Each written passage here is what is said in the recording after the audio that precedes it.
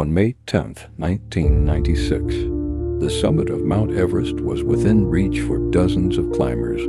After weeks of climbing through ice, storms, and thin air, they stood in the death zone over 8,000 meters high, where the human body begins to slowly die.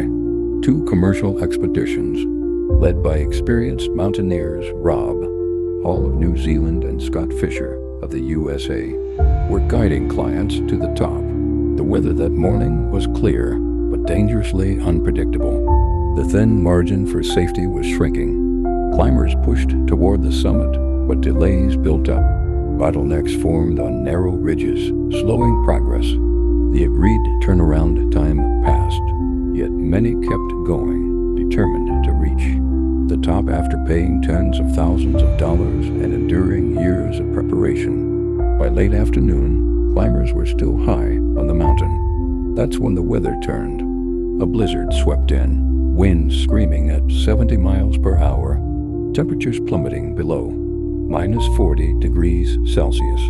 Visibility dropped to almost nothing. Exhausted, low on oxygen, and lost in whiteout conditions, climbers struggled to find their way back down. Some collapsed where they stood, their bodies shutting down from cold and altitude.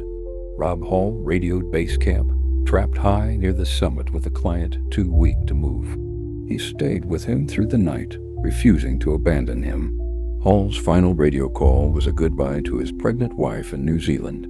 Elsewhere, Scott Fisher, already weakened from exhaustion, was caught in the storm.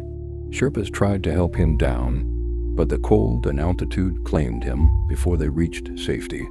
By the next morning, the storm had eased, but the mountain was littered with those who hadn't survived. In total, 8 climbers lost their lives in one of the deadliest days Everest had ever seen. The disaster sparked debates about the commercialization of Everest, the pressure to reach the summit at all costs, and the thin line between triumph and tragedy on the world's highest peak.